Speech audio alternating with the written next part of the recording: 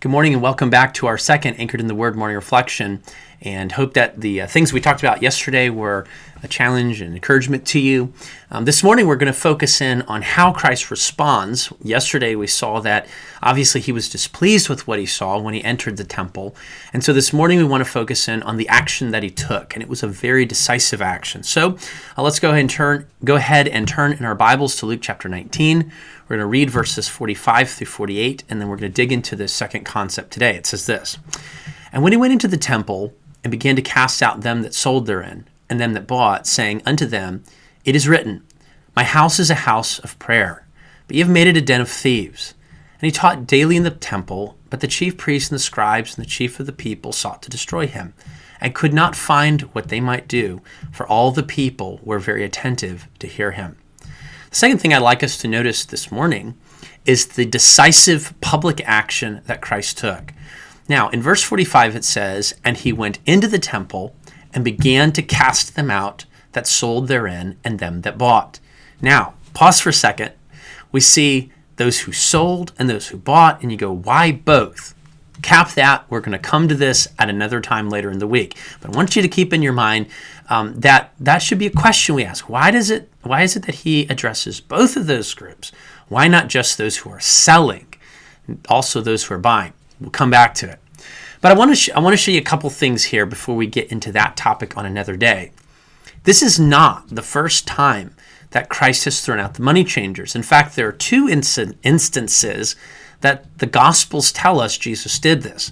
The first is mentioned in John chapter 2, and that's very early in the book of John. So in John chapter 2, we read about the turning of the water into wine at the wedding at Cana of Galilee, and that's just after the baptism in the Jordan River. And then one of the next things we read about in verses 13 through 22 is that Jesus goes up to Jerusalem to celebrate the Passover. This would be his first Passover of his public ministry. And what does he do? He throws out the money changers.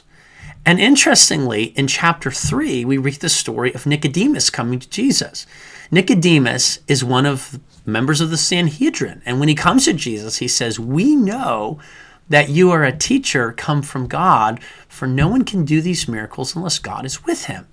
So interestingly, what Jesus was doing and what Jesus was saying as he was teaching is something that the religious leaders were all aware of, and they knew that it was something they couldn't explain away. They knew that he was doing true miracles. They just didn't understand how to make sense of it.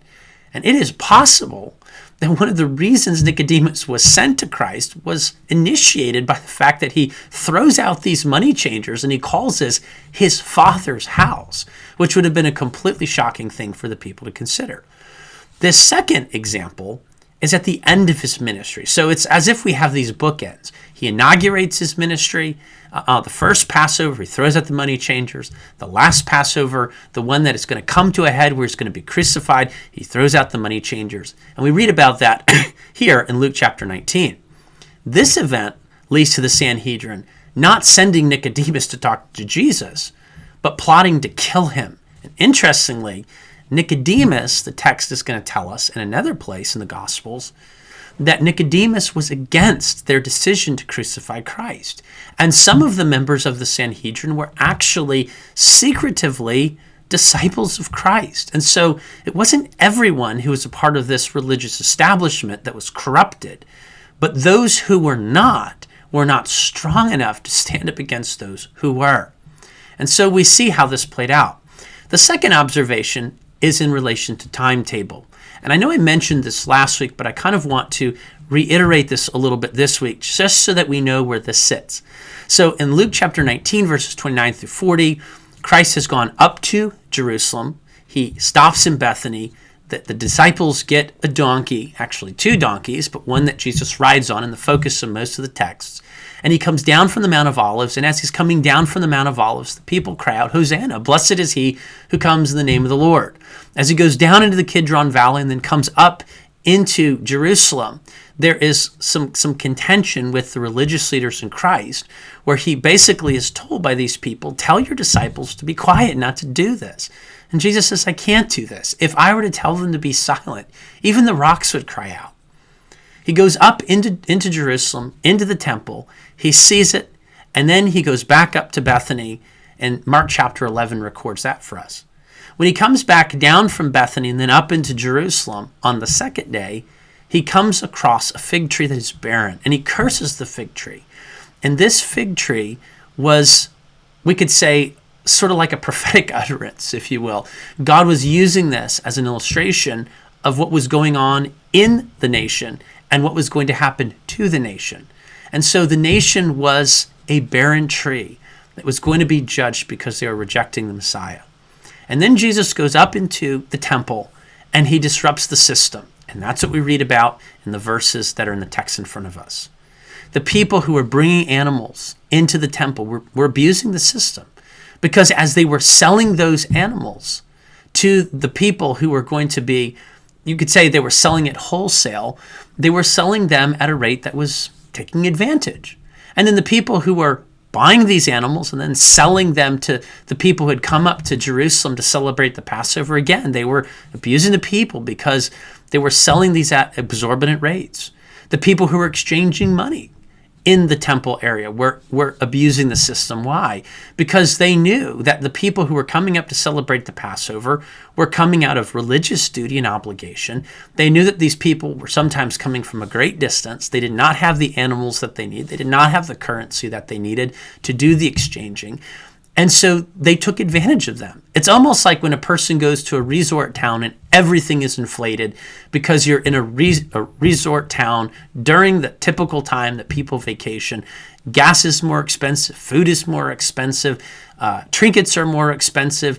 Everything that you buy is basically being gouged in price. This is what the people were doing. The entire system that was established at the time of Christ was thoroughly corrupt, and people were participating in it, and Christ was not pleased with it. Third thing we see, and this is what I think might be perhaps the most significant, is that out of all the people who were being abused by the system, the ones who were the most faithful were the ones who were the most abused. What I mean by that is the people that traveled the greatest distance. These are the people that didn't have animals to participate in the sacrifice, so they had to buy their animals in Jerusalem. These are the people that were coming from regions that had different currencies than what was being used in Jerusalem. And so these are the ones that had to exchange their money and were being extorted multiple times in this system. Those who had traveled the greatest distance and needed to purchase the sacrifices and exchange the money, they're the ones that were abused the most. And so what we really could say is the people who took it most seriously were the people that were hurt the most by the system. And so that leads me to the question, how should we respond to this? And the answer is we should grieve whenever people take what is true and what is good and what is ordained by God, and they misuse it and they use it to take advantage of others. We should pray for those who may be in such situations. We should pray that God will bring down leaders who are corrupt, that God will establish people who are godly and people who are conscientious and people who will do what's right, that he will raise up an entire generation of people who will be godly individuals leading the church of God. May God help us to have a correct view about these issues. I'm looking forward to digging into this passage a little bit more with you a little bit later on tomorrow. So have a blessed rest of your day, and Lord willing, we'll meet again tomorrow. Bye now.